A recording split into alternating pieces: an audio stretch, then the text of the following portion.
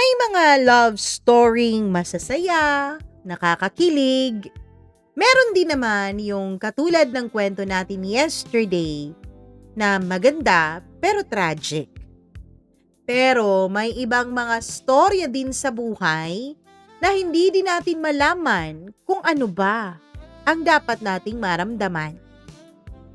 Hello everyone! Welcome back dito sa ating channel. Sana naman may pa-video na tayo ngayon, ano?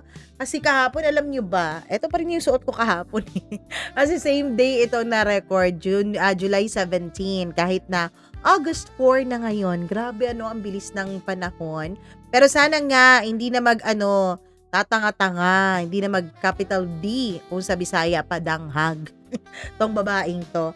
Anyways, di na natin to patatagalin dahil alam kong excited na ang lahat. Kaya eto na ang ating tampok na kwento for today dito lamang sa Dear Mama Mia.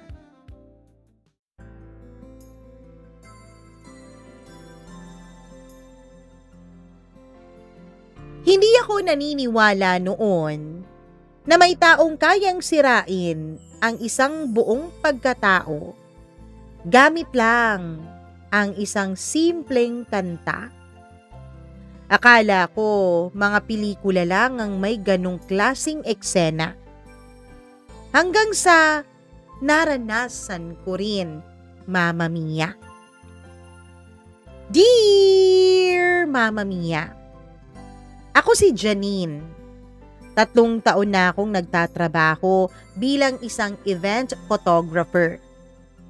Sanay na akong makakita ng mga masasayang mukha, mga bagong kasal, mga birthday celebrant, mga proposals, mga reunions. Mga taong nagsasabing sila na raw ang pinakamasaya sa mundo. Pero alam kong karamihan sa kanila, nagpapanggap lang katulad ko. Sa bawat larawang kinukunan ko, nakangiti ako. Professional, friendly, approachable. Pero pag uwi ko sa tinitirhan kong bahay, katahimikan lang ang sumasalubong sa akin. Isang studio type lang yun na apartment. May isang electric fan at isang lumang kama. At isang salamin na matagal ko nang iniiwasang tingnan. Dahil sa totoo lang, tuwing nakikita ko ang sarili ko, parang may babaeng unti-unting nawawala. Hindi dahil pangit ako, Mama Mia, ha? Hindi rin dahil tumatanda na ako, kundi dahil pagod na akong magkunwaring okay lang ako. Noong gabing yun, corporate anniversary event ang kinukunan ko. Isa sa pinakamalaking hotel sa syudad ng aming lugar. Puno ng ilaw, may mga crystal chandeliers, mamahaling mga pabango, mga taong nakangiti habang may hawak-hawak na wine. Habang inaayos ko ang kamera ko, narinig kong nagsalita yung host. Ladies and gentlemen, please welcome tonight's special performer. Nagpalakpakan. Hindi ko na sana papansinin. Marami na rin naman akong singers na nakitang mag-perform. Yung iba nga, national singers pa. Pero nang marinig ko ang unang hampas ng gitara, ay napahinto ako. Hindi ko alam kung bakit. Pakiramdam ko, Mama Mia, may mga kamay na humawak sa dibdib ko. Dahan-dahan akong tumingin. Hindi lang pala ako, kundi lahat ng tao, dahan-dahang ibinigay ang kanilang pansin sa stage. At dun ko siya unang nakita. Matangkad, simple lang ang suot niya. Puting polo na nakatiklop ang manggas, nakamaong. Walang kahit na anong mamahaling accessories. Pero kakaiba ang presensya niya. Hindi siya yung tipo ng lalaking sisigaw para mapansin. Tahimik lang siya. Pero lahat nakatingin sa kanya. Huminga siya ng malalim. Pagkatapos ay nagsimula siyang kumanta. Hindi ko alam kung bakit, Pero pakiramdam ko parang ako ang kinakantahan niya, Mama Mia. Naranasan niyo ba nung mga ganon? Yung pakiramdam niyo, kayo ang kinakantahan nung singer sa stage? Unang beses ko po yung naranasan dahil hindi naman po ako assuming na babae. Mama Mia, hindi ko pa siya nakikilala. Hindi niya alam ang pangalan ko. Hindi niya alam ang buhay ko. Pero ewan ko ba, bawat salitang binibigkas niya sa kanyang kanta, parang may kung anong binubuksang sugat sa loob ko. Parang isa-isa niyang binabalata ng lahat ng pilit kong itinatago. Bigla kong naalala ang lahat. Yung unang lalaking nangakong hindi ako iiwanan. Yung negosyong nalugi. Yung mga pagkakaibigan na hindi nagtagal. Nasira dahil sa inggit. Ang gabing halos wala na akong makain dahil wala na akong perang natitira.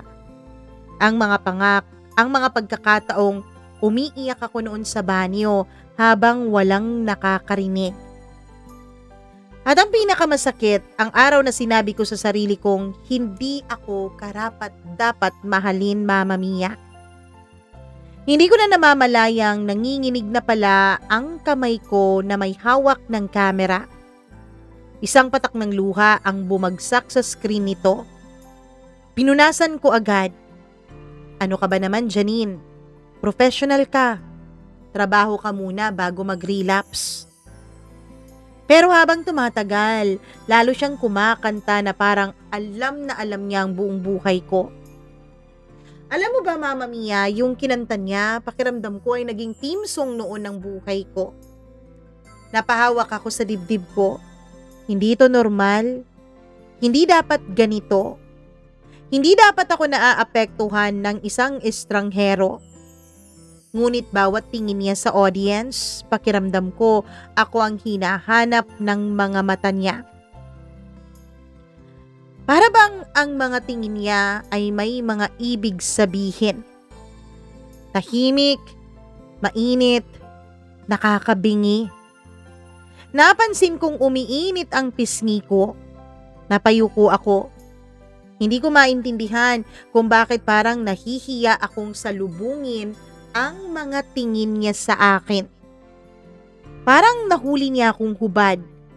Hindi ang katawan ko kundi ang lahat ng lihim na pilit kong ikinukublis sa mundo ko, Mama Mia. Hindi ko maintindihan kung bakit ganun ang nararamdaman ko. Nang matapos yung kanta, Mama Mia, tumayo ang buong ballroom. Malakas ang palakpakan. Pero ako, hindi pa rin makagalaw. Parang naiwan ang kalahati ng kaluluwa ko sa bawat nota ng boses niya.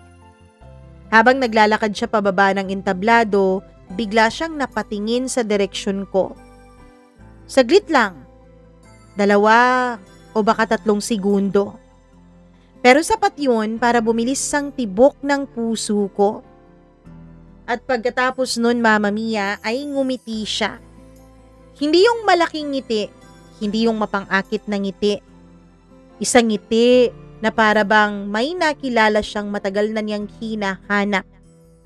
Hindi ko alam kung bakit, pero ngumiti rin ako.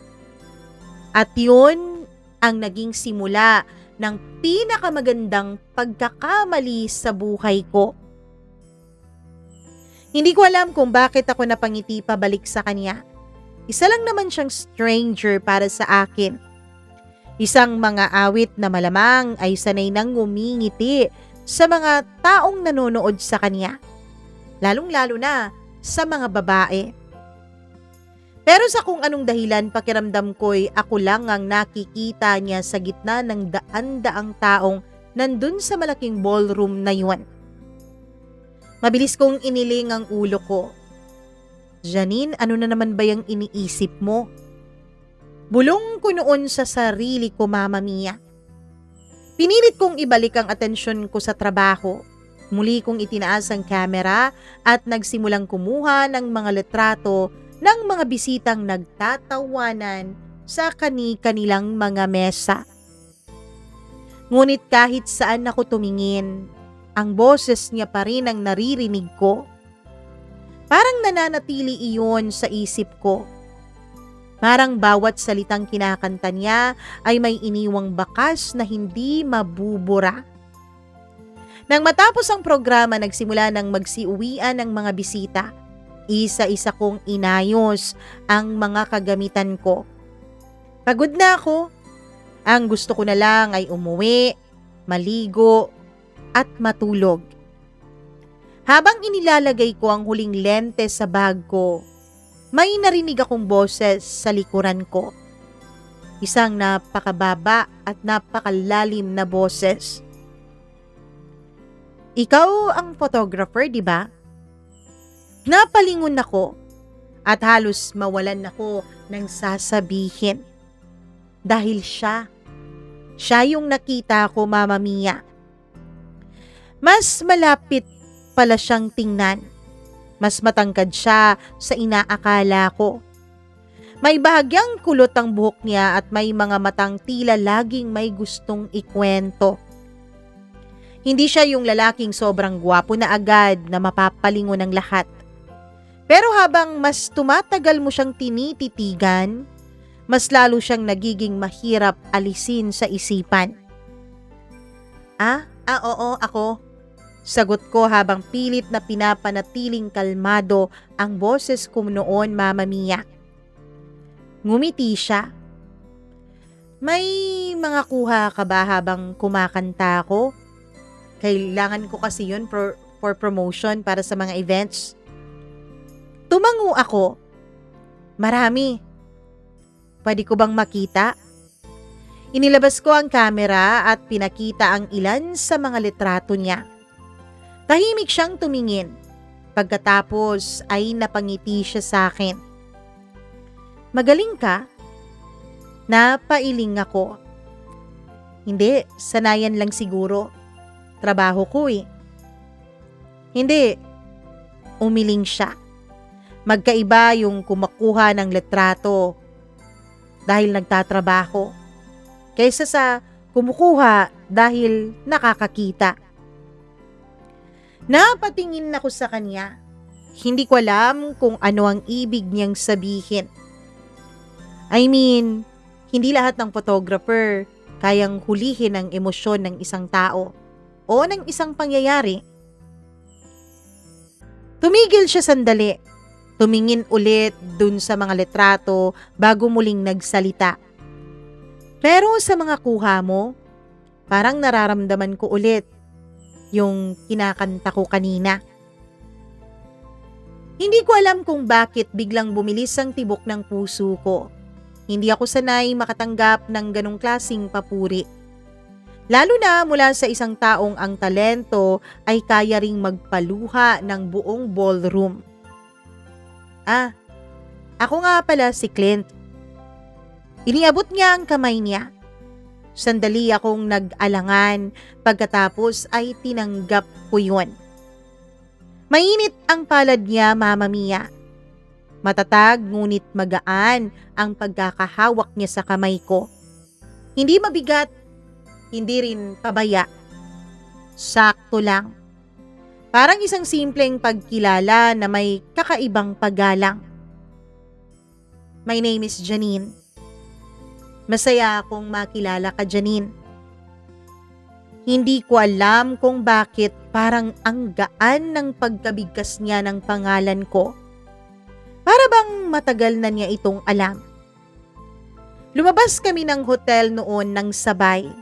Tahimik ang gabi. Kumikislap-kislap ang mga ilaw ng syudad habang marahang bumabagsak ang ambon. Napahinto ako nang maramdaman kong may malamig na patak ng tubig sa braso ko. Naku, mabasa ka. Hindi ko na malayang inilapit na niya ang payong niya sa akin. Nagkaroon kami ng iisang silong.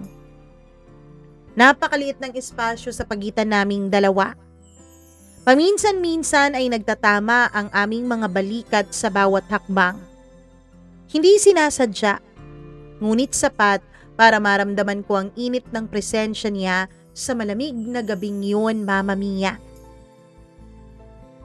Wala kaming masyadong pinag-uusapan at nakakagulat dahil hindi yun awkward sa pakiramdam. May mga taong kahit tahimik lang kayong magkasama, parang may kung anong koneksyong unti-unting nabubuo sa pagitan ninyong dalawa. At yun ang nararamdaman ko sa kanya, Mama Mia. Mahilig ka ba sa live music? Tanong niya. Paminsan-minsan. Alam mo kasi, kanina, habang kumakanta ako, parang may iniisip ka. Huminto ako sa paglalakad. Napatingin ako sa kanya na napahinto din sa paglalakad niya. Paano mo nalaman? Ngumiti siya ng bahagya. Ikaw, photographer ka. Tumango ako, Mama Mia. Ako naman, trabaho kong basahin ang emosyon ng mga tao habang nakikinig sa mga kanta ko.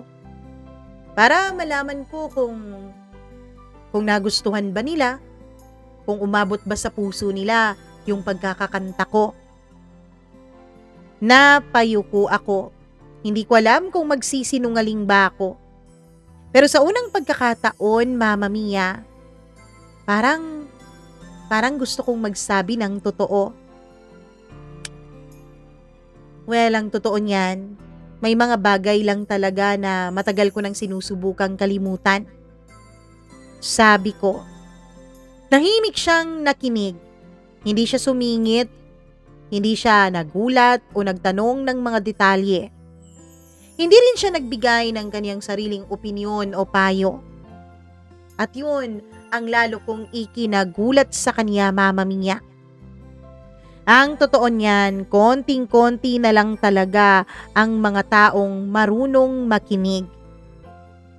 Pagdating namin sa tapat ng apartment building ko, huminto kami. Salamat sa payong ha, sabi ko. Salamat din. Saan? Sa pakikinig. Napangiti ako.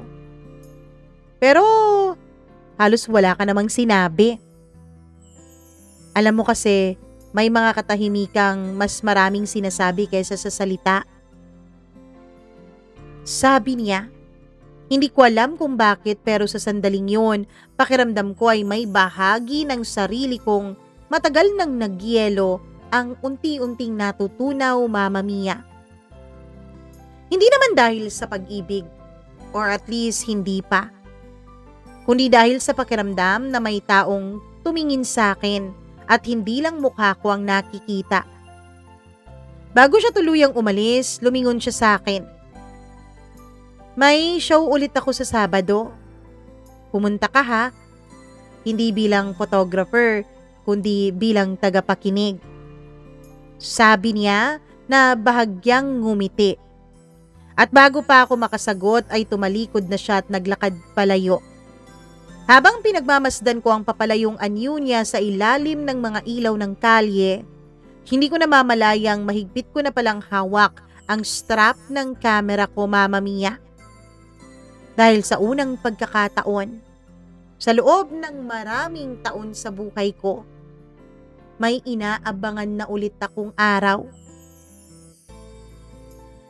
Dumating yung Sabado ng mas mabilis kaysa sa inaasahan ko, Mama Mia. Oo nga pala, bago siya umalis nung gabing yun ay sinabi niya sa akin kung saan ang show niya at kung anong oras.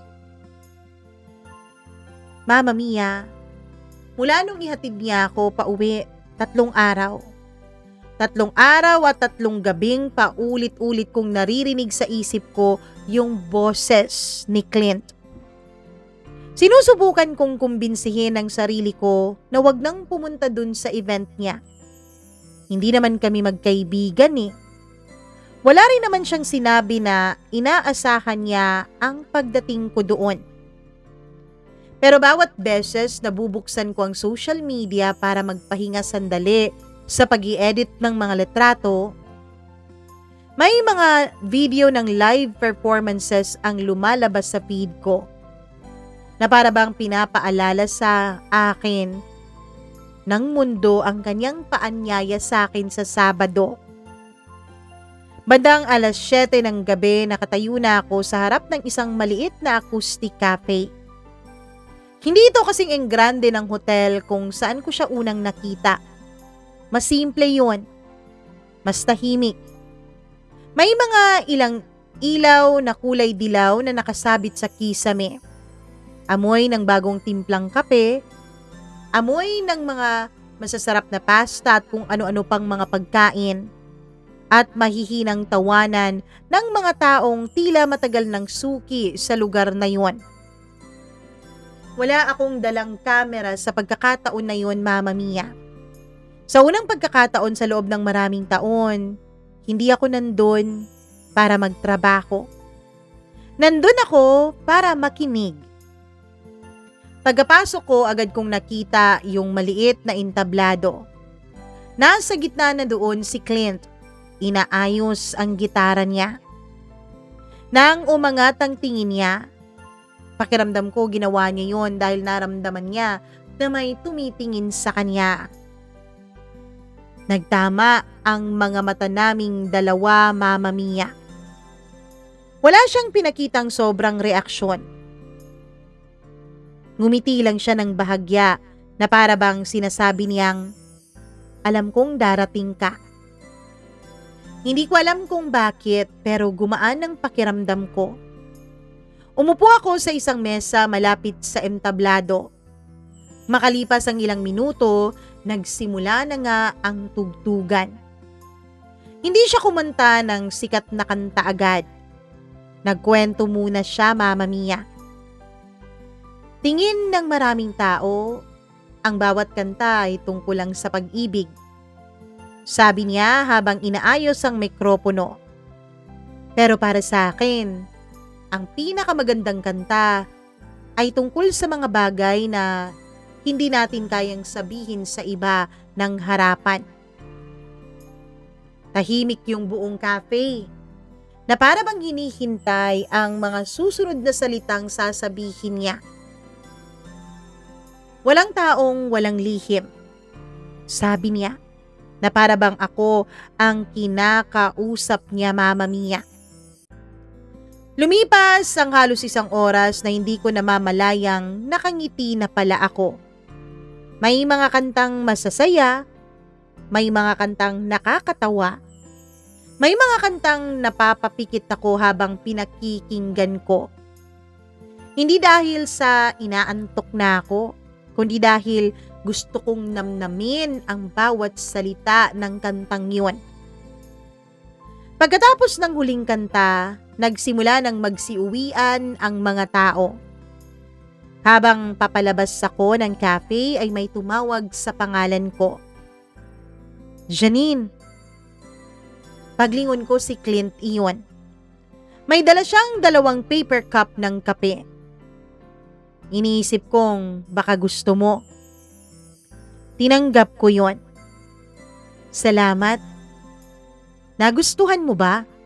Tanong niya. Tumango ako. Hindi lang dahil maganda kang kumanta. Sabi ko. Ano pa ba ang dahilan? Dahil tingin ko hindi ka nagmamadaling tapusin ang bawat kanta.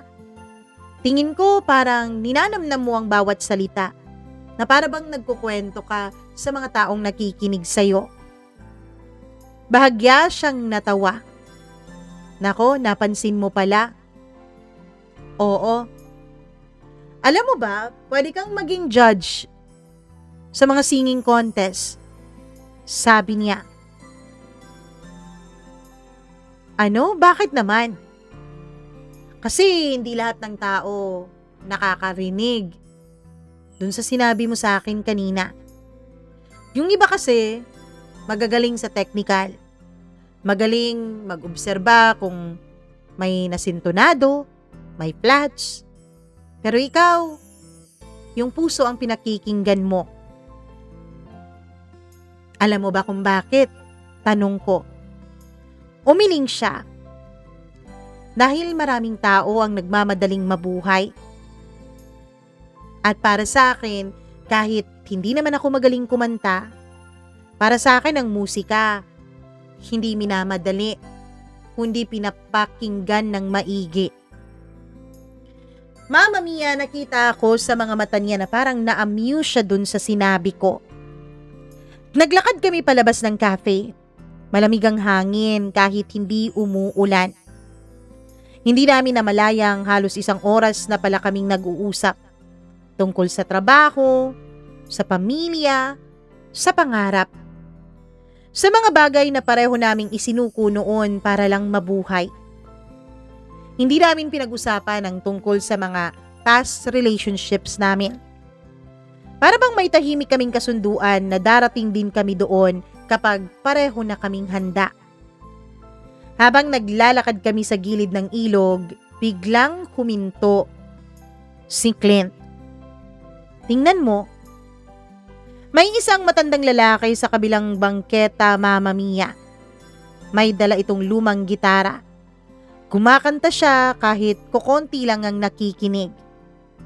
May isang batang babae ang lumapit at naghulog ng barya sa maliit niyang parang basong plastik. Ngumiti ang matanda na para bang milyon ang binigay sa kanya. Alam mo, yan ang dahilan kung bakit ayokong tumigil sa pagkanta. Sabi ni Clint. Ano? Bakit naman? Kasi kahit isang tao lang ang makaramdam na hindi siya nag-iisa, sulit na yun eh. Hindi ko siya sinagot dahil bigla kong naisip nung gabing una ko siyang narinig. Ako ang taong yun, Mama Mia. Naramdaman ko nung gabing yun na hindi ako nag-iisa. Lumalim ang gabi.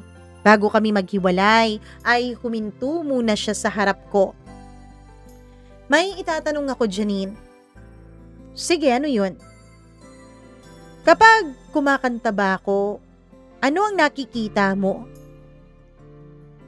Napahinga ako ng malalim.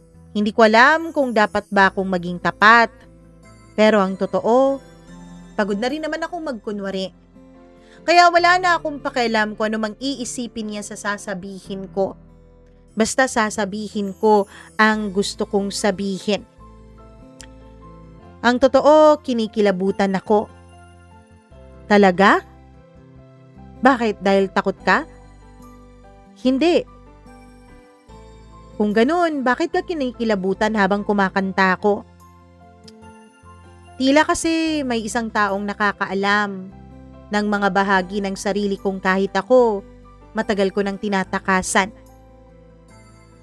Hindi siya nagsalita, Mama Mia. Dahan-dahan lang siyang tumango na para bang may nauunawaan siya. Pagkatapos ay marahan niyang sinabi, alam mo, magandang simula ang isang taong marunong magsabi ng totoo. Hindi niya ako hinawakan noong gabing yon. Hindi niya ako niyakap. Wala naman siyang ginawa na lampas sa nararapat bilang bago pa lang naman kaming magkakilala, Mama Mia. Pero habang nakatitig ako sa kanya sa ilalim ng ilaw ng poste, naramdaman kong unti-unti nang bumababa ang mga pader na ilang taon kong itinayo sa paligid ng puso ko noon, Mama Mia. Ang hindi ko pa alam noon na sa pagbagsak ng mga pader na yon, may isang katotohanang matagal nang nakabaon ang unti-unti ring lalabas mula sa loob ko. At ang katotohanang yon, ang susubok hindi lang sa damdamin ko, kundi sa lahat ng paniniwala ko tungkol sa aking sarili. May mga taong talagang dumating sa buhay mo nang hindi nagpapaalam. Hindi sila maingay, hindi sila mapilit sa kahit na anumang reaksyon o atensyon. Hindi nila ipinagpipilitan ang sarili nila. Pero isang araw, mapapansin mo na lang, lagi na silang bahagi ng mga ordinaryo mong sandali. Ganitong ganito ang nangyari sa amin ni Clint, Mama Mia. Halos 2 buwan na kaming nagkikita noon. Hindi araw-araw, hindi rin naman linggo-linggo. Kapag pareho kaming walang trabaho, kapag may bago siyang gig at wala naman akong pasok, kapag gusto lang naming uminom ng kape o uminom ng tig-iisang bote ng beer habang pinagmamasda ng mga taong nagmamadaling umuwi. Nakakagulat dahil hindi kailanman nauubusan ng kwento ang mga katahimikan sa aming dalawa, Mama Mia. May mga pagkakataong halos 5 minuto kaming walang sinasabi sa isa't isa. Pero sa totoo lang, hindi naman yun nakakailang. Parang sapat nang malaman naming pareho na may taong handang samahan ang isa't isa. At para sa akin, Mama Mia, matagal ko nang hindi nararamdaman ang ganong pakiramdam. Matagal ko nang hindi nararamdaman na meron palang isang tao, Mama Mia,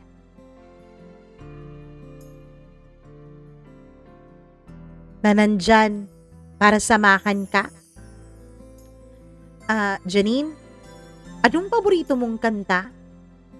Tanong niya sa akin isang gabi habang nakaupo kami sa isang bench sa tabing kalsada. Nag-isip ako. Wala. Nagulat siya sa sagot ko. Talaga wala? Well, dati meron naman. Anong nangyari? Bakit hindi mo na paborito ang kantang yun? Napangiti ako ng mapait. Alam mo kasi, kapag sobrang mahal mo ang isang kanta, darating ang panahon na hindi mo na kayang pakinggan yun. Hindi na siya nagtanong, Mama Mia, na para bang alam niyang may mga alaalang hindi pa handang balikan. Makalipas ang ilang araw, inimbitahan niya ako na manood ng rehearsal niya. Ano kasi, malaki daw kasi yung event na pupuntahan niya, Mama Mia. Kaya dapat daw, magandang-maganda ang pagkakakanta niya. Walang halos tao sa maliit na venue kung saan siya nagre-rehearse. May ilang ilaw lang ang bukas. May drummer na nagtitesting. Live band pala ang kinuha nung sa event nila, Mama Mia. May keyboard artist na paulit-ulit na nag-e-ensayo. Habang inaayos ni Clint ang gitara niya, tahimik lang akong nakaupo sa unang hanay. Maya-maya ay tinawag niya ang pangalan ko. Janine. Napatingin ako. Pwede bang ikaw ang pumili ng susunod kong kakantahin? Nagulat ako. Ako? Tumango siya. Oo, ikaw. Napaisip ako. Marami akong gustong sabihin. Maraming kanta akong gustong marinig na kantahin niya. Pero isang kanta lang ang lumabas sa bibig ko, Mama Mia. Yung kantang kinanta niya nung unang gabi kaming nagkakilala. Hindi siya agad sumagot pagkatapos kong sabihin ang titulo ng kantang yon. Tumingin lang siya sa akin ng ilang segundo. Pagkatapos ay marahan siyang ngumiti. Okay, sige. Yung kanta na yun. Tahimik lang ang buong venue. Ilang tao lang ang nandun. Wala pang audience, wala pang palakpakan, wala pang sigawan. Gitara lang at boses niya. Sa unang note pa lang, Mama Mia, parang bumalik ako sa gabing una ko siyang nakita. Pero iba na ang gabing yun. Noon kasi hindi ko siya kilala. Ngayon, kilala ko na ang mga dahilan kung bakit ganun siya kumanta. Nalaman kong iniwanan din pala siya noon, Mama Mia. na minsan niyang isinuko ang pangarap niyang maging isang recording artist dahil kailangan niyang alagaan ang may sakit niyang ina. Na maraming beses siyang tinanggihang pirmahan ng mga recording companies na pinuntahan pa niya sa Maynila dahil hindi raw siya pang mainstream, Mamma Mia. Pero hindi siya naging mapait sa buhay. Hindi siya naging galit sa mundo. Sa halip, ginawa niyang musika ang lahat ng sakit na yon. At habang kinakanta niya ang bawat linya, pakiramdam ko, hindi lang ako ang hinuhubaran ng mga salita, kundi maging siya din. Pareho kaming unti-unting nagiging totoo sa isa't isa paglipas ng bawat kanta, Mamma Mia. Nung natapos ang kanta, tahimik. Walang nagpapalakpakan dahil rehearsal lang naman yon. Tumayo siya sa entablado at bumaba. Lumapit siya sa akin. Kumusta? Kumusta yung pagkakakanta ko? Hindi ako nakasagot agad. May kung anong bumara sa lalamunan ko. Clint, bakit? Hindi mo ba nararamdamang nakakapagod ang paulit-ulit na ilabas ang sarili mo sa bawat kanta? Ngumiti siya. Oo nga, nakakapagod. Kung ganun, bakit ginagawa mo pa rin? Tumingin siya sa mga upuang walang tao. May mga sugat kasi, Janine, na hindi naghihilom kapag itinatago. Napatingin ako sa kanya. Pero alam mo, kapag natutunan mong ikwento ang mga yun, kahit sa pamamagitan ng kanta, hindi na sila nakakulong sa'yo. Hindi ko na malayang nangingilid na pala ang mga luha ko sa kanyang mga sinabi, Mamma Mia. Hindi dahil sa kanta, kundi dahil unti-unti kong nauunawaan ang dahilan kung bakit pakiramdam ko ay kilala niya ako mula nung una pa. Hindi pala dahil alam niya ang kwento ng buhay ko, kundi dahil pareho kaming may mga bahaging matagal nang ikinukulong sa loob. Pagkatapos ng rehearsal, nagyaya siyang maglakad. Tahimik lang ang kalye. Malamlam ang mga ilaw. Habang naglalakad kami, bigla siyang huminto sa harap ng isang maliit na music store. May lumang gitarang display doon. Alam mo, sabi niya habang nakatingin sa music store na yon, hindi ang gitara ang nagpapaganda sa kanta. Ano pala? Tanong ko. Ang taong may lakas ng loob na maging totoo habang kinakanta niya yung kanta. Napatingin siya sa akin. Ikaw, Janine, hanggang kailan mo babalak magtago? Parang tumigil ang oras. Hindi dahil sa tanong na yon, kundi dahil alam kong tama siya. Sa loob ng maraming taon, itinago ko lang ang sarili ko sa likod ng kamera ko. Mas gusto kong ako ang kumukuha ng litrato kaysa sa ako ang nakikita ng iba. Mas gusto kong ako ang nakikinig kaysa sa ako ang magsasalita. Mas gusto kong iba yung bida at hindi ako. Dahil natatakot akong kapag may tunay na nakakakilala sa akin, baka hindi nila magugustuhan ng makikita nila.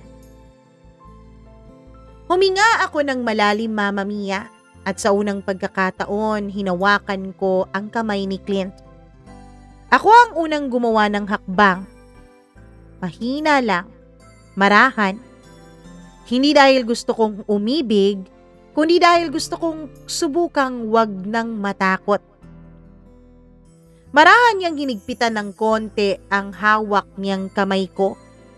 Sapat lang upang iparamdam sa akin na naroon siya. Walang pagmamadali, walang pangako na hindi kayang tuparin. Hindi ko pa alam noon na ang gabing yun ang magiging huling gabing payapa ang lahat, Mamma Mia. Dahil makalipas lamang ang ilang araw, may isang taong darating mula sa nakaraan. Ang taong yun ay may hawak na lihim na matagal nang pilit kong ibinabaon sa katahimikan. May mga nakaraan na kahit anong takbo mo, hindi mo talaga maiiwasan at matatakasan. Akala ko sapat na ang mga taon para ibaon ko ang lahat. Akala ko kapag hindi ko na binabanggit ang pangalan niya, mawawala na rin ang bigat na daladala ko. Pero nagkamali ako, Mama Mia. 3 araw matapos ang rehearsal, nasa studio ako at nag-i-edit ng mga litrato mula sa isang kasal. Masaya ang bride, masaya ang groom. Habang pinagmamasdan ko ang mga kuha nila, napangiti ako. Noon, hindi ko kayang tumingin sa mga ganong litrato. Ngayon, kaya ko na. Hindi na ako naiinggit. Hindi na rin ako nagtatanong kung bakit hindi ako ang nasa ganong sitwasyon. Unti-unti na akong natututong maging payapa. Biglang tumunog ang cellphone ko habang nag-i-edit ako, Mama Mia. Isang hindi pamilyar na numero ang nakarehistro. Karaniwan, hindi talaga ako sumasagot sa mga ganon. Nag-aantay akong mag-text o mag-chat dun sa Facebook page ko kung may gustong kumuha sa akin. Pero ewan ko, parang may kung anong nagtulak sa akin nung araw na yon para sagutin yon. Hello? Tahimik. Pagkatapos, hello, Janine? Nanigas ang buo kong katawan. Hindi ko malilimutan ang boses na yon kahit pa lumipas pa ang mahigit 10 taon. Kumusta ka na, Janine? Hindi ako nakasagot. Parang bumalik ang lahat, Mama Mia. Ang sakit, ang galit. Ang gabing iniwan niya akong mag-isa sa ospital habang nakaratay ang mama ko. Ang mga pangakong hindi niya tinupad. Ang mga kasinungalingang pinaniwalaan ko. Anong kailangan mo? Malamig kong tanong. Pwede ba tayong magkita? Wala na tayong dapat pag-usapan. Meron, Janine. Para sa'yo siguro, pero para sa akin wala. Kailangan nating pag-usapan ang para sa ating dalawa. Pinatay ko ang tawag. Hindi na ako sumagot at hindi ko na rin hinintay ang susunod niyang sasabihin. Ngunit hindi ibig sabihin nun na hindi ako naapektuhan, Mama Mia. Nanginginig ang kamay kong hawak ang telepono ko. Kinagabihan, nagkita ulit kaming dalawa ni Clint. Napansin niya agad na may mali. Alam mo, parang hindi ka mapakali. Halata ba? Tanong ko. Ngumiti siya ng bahagya. Well, sa iba siguro hindi nila mahahalata. Pero sa'yo, halatang halata ko. Tahimik kaming naglakad hanggang makarating sa paborito naming maliit na cafe. Pagkaupo pa lang namin ay sinabi ko na ang totoo. Tumawag sa akin yung ex ko kanina. Hindi siya nagsalita. Nakinig lang siya. Gusto niya raw akong makausap. Ikaw, anong gusto mo? Nagulat ako sa tanong niya. Hindi niya tinanong kung sino yung ex na yon. Hindi niya tinanong kung bakit apektado ako. Hindi niya rin sinabi ang dapat kong gawin. Ang tinanong niya ay kung gusto ko rin bang makausap yung ex ko na yon. Matagal akong natahimik. Tapos sumagot ako ng hindi ko alam. Tumango siya. Okay lang na hindi mo alam. Pero alam mo, Clint, natatakot ako. Saan? Na baka bumalik lahat ng pinaghirapan kong kalimutan. Tahimik siyang uminom ng kape bago nagsalita. Janine, ang sugat na naghihilom, hindi na muling nagiging sariwa dahil lang nakita mo ang taong nanakit sa'yo. Napatingin ako sa kanya.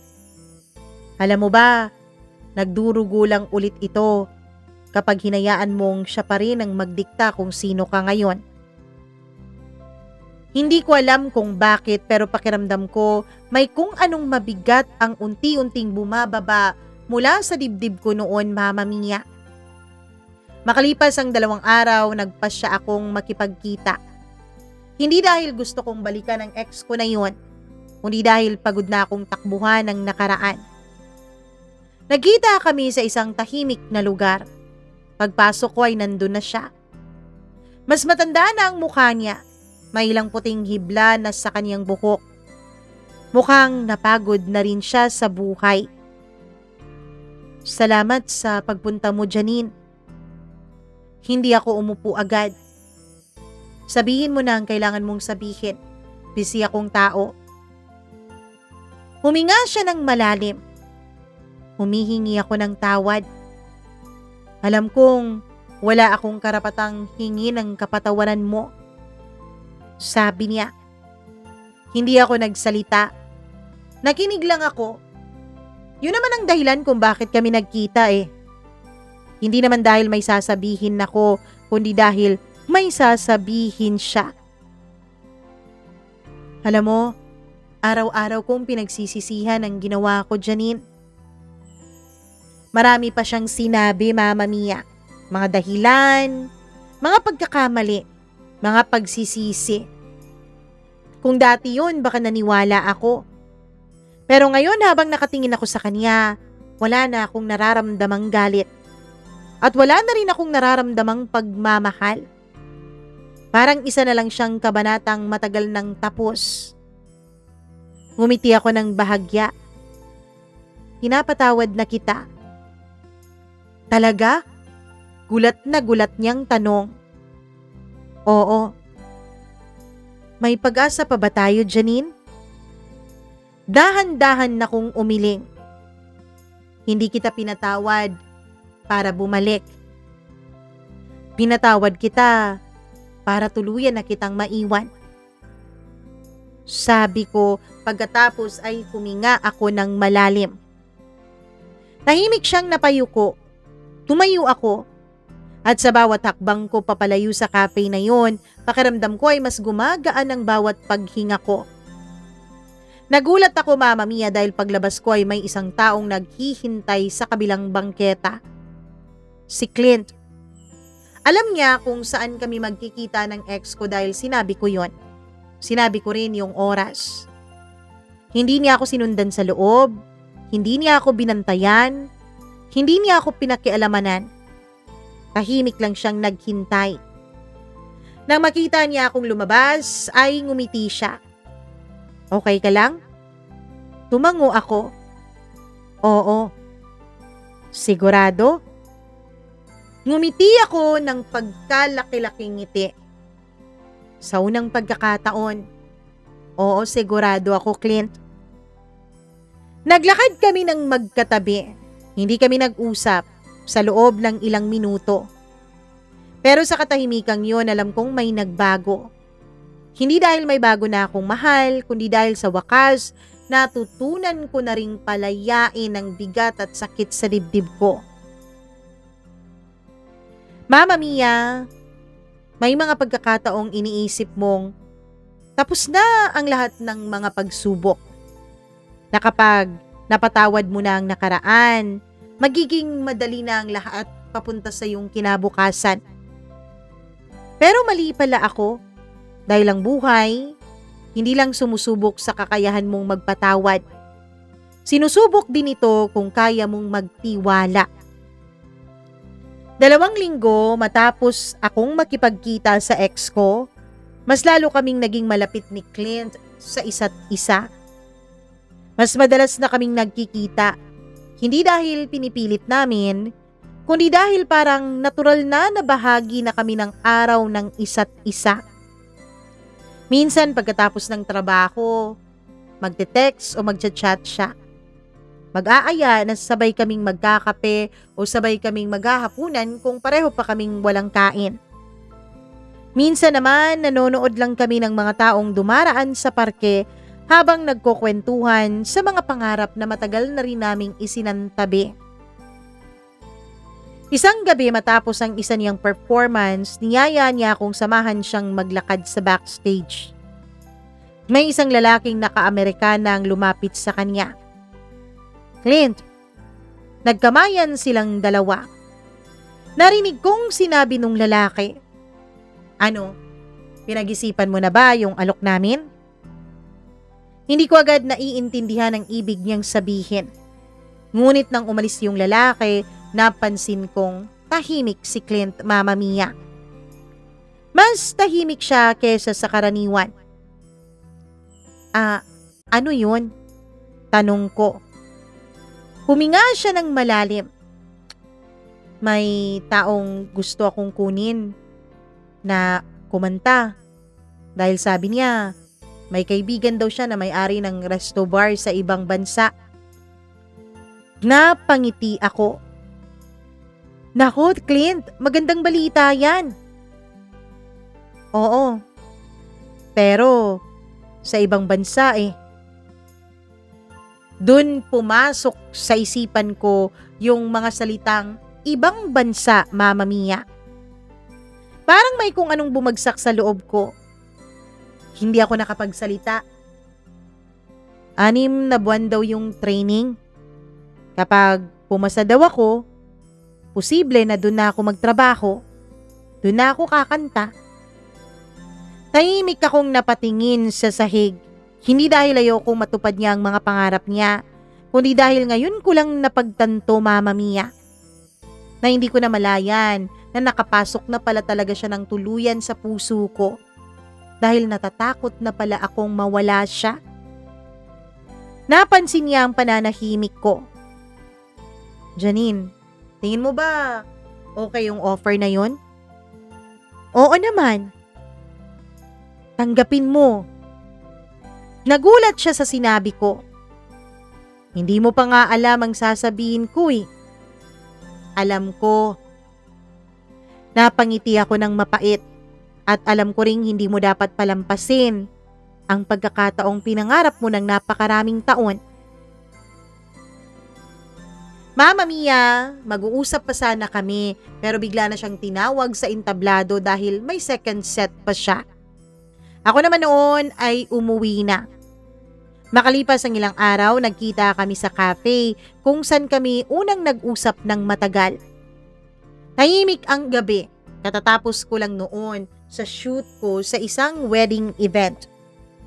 Mas tahimik ang gabing yun kaysa sa dati. May dala siyang maliit na kahon. Ano yan? Binuksan ko.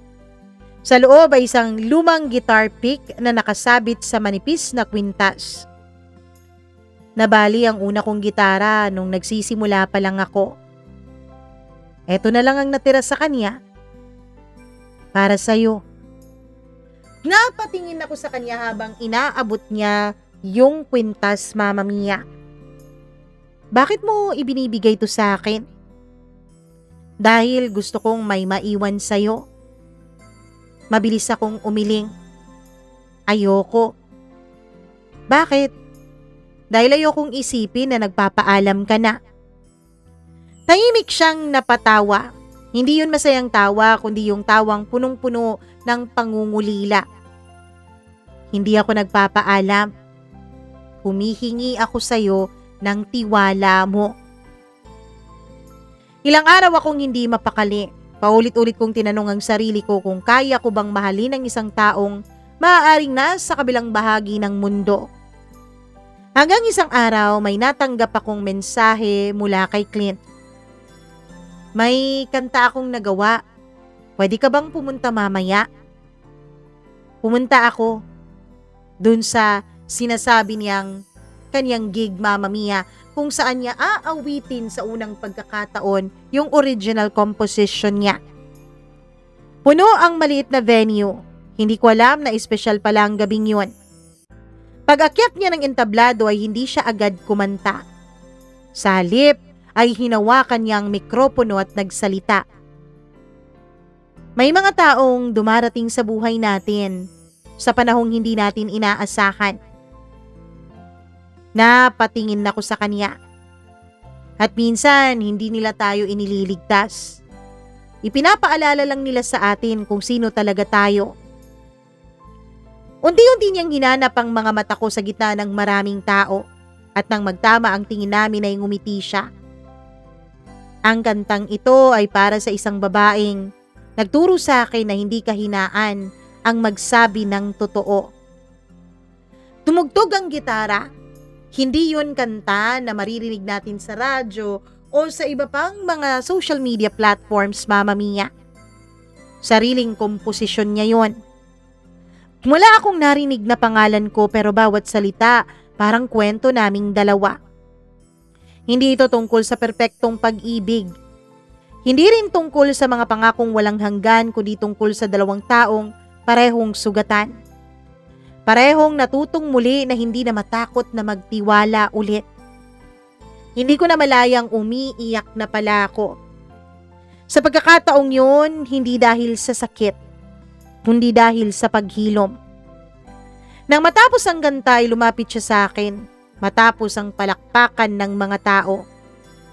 Mahina lang ang boses niya.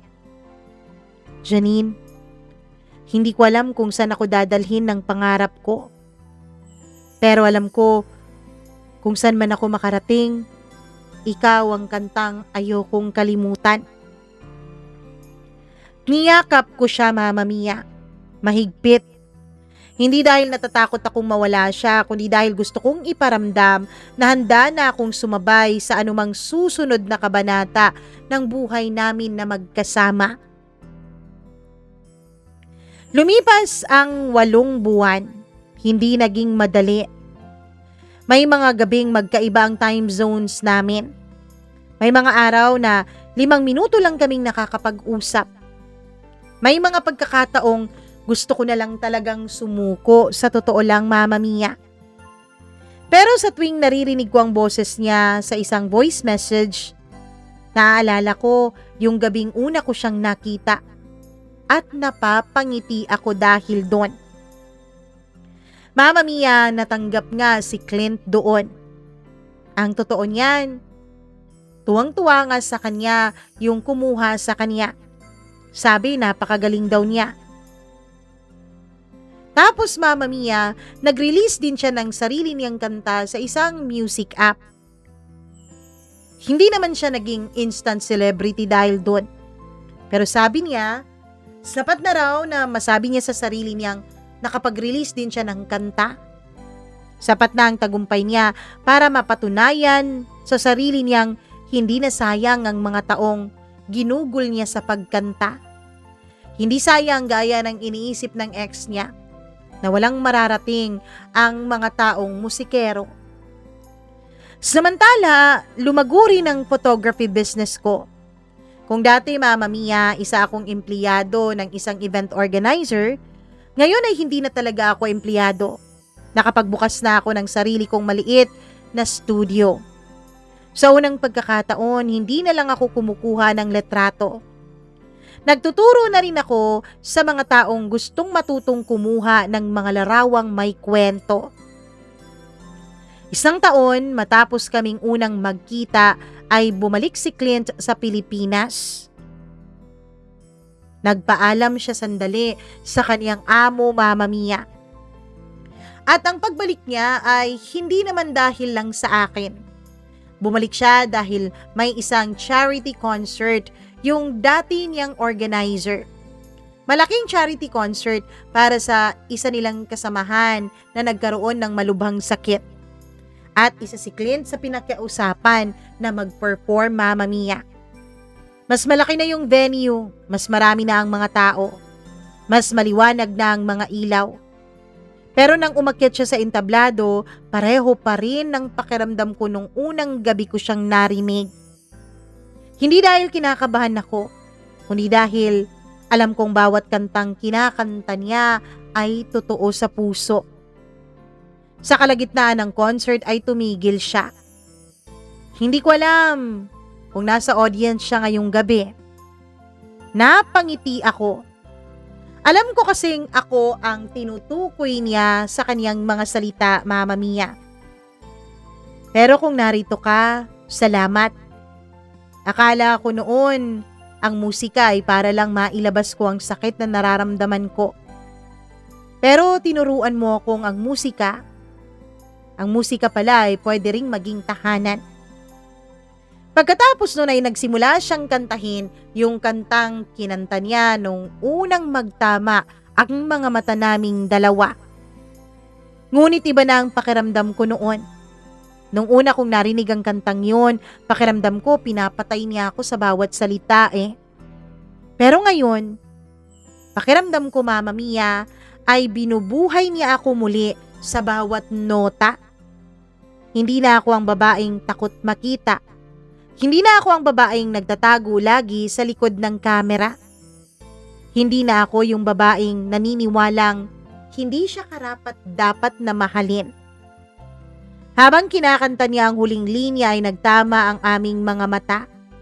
Sa pagkakataong yon, hindi na ako yumuko gaya nung unang pagkakataon na kinanta niya yon. Ngumiti na ako, buo at malaya. Mama Mia, may mga tao talagang dumarating sa buhay mo na parang isang kanta. Hindi sila mananatili para baguhin ang buong mundo mo sa isang iglap. Pero babaguhin nila ang paraan ng pakikinig mo sa sarili mong puso. Akala ko noon may isang lalaking kumanta ng buong buhay ko. Hindi pala. Ako ang hindi marunong makinig sa sarili kong kwento. Si Clint ang nagturo sa akin na ang bawat sugat ay may himig. Ang bawat pagkakamali ay may sariling aral. At ang bawat puso, kahit ilang beses nang mabasag, kaya pa ring bumuo ng panibagong awit. Kaya tuwing naririnig ko ang kantang kinanta niya nung unang gabi kaming magkakilala, Mama Mia, hindi ko na naaalala ang sakit. Ang naaalala ko na lang ay ang gabing nagsimula akong mabuhay ulit. Sa ngayon, Mama Mia, ay kaming dalawa na po ni Clint. Nagpaplano na rin kaming magpakasal. Sa ibang bansa pa rin siya nagtatrabaho pero nakakapagbakasyon siya kung kailan niya gugustuhin. Ako naman ay nakaka-travel din papunta dun sa bansang iyon dahil meron na akong mga pinagkakatiwalaan ngayon sa maliit kong negosyo. Masaya ang buhay ko, Mama Mia. Pero sa likod ng kasiyahang yun, alam kong hinding-hindi talaga matatapos ang mga pagsubok. Pero sa pagkakataon na to, alam kong may mga kamay na akong hawak. Mga kamay na alam kong sasabayan ako sa pagharap ng kahit na anumang pagsubok. At hindi ako iiwanan sa ere gaya nung nangyari sa akin dati. Hanggang dito na lang, Mama Mia. Maraming salamat po. Lubos na gumagalang, Janine.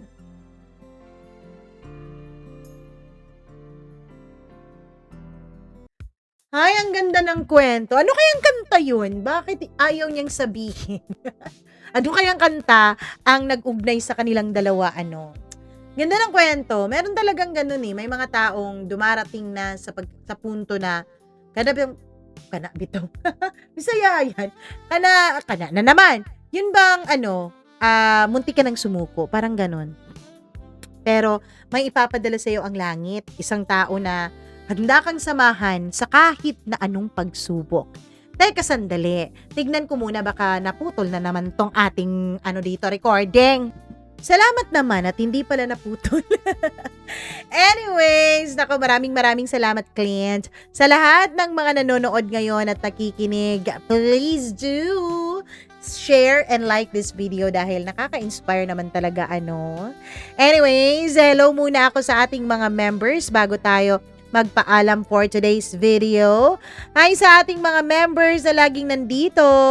Nako, kung nagpa-member ka po or nag-rejoin ka tapos hindi ko nabasa ang iyong pangalan, abang-abangan mo na lang sa mga susunod na araw ha dahil ang upload na ito ay for August 4 pero nirecord ko ito July 17. Oo, marami kasing gagawin ng inyong Mama Mia sa loob ng halos 2 linggo. Kaya, ayan. O, diba?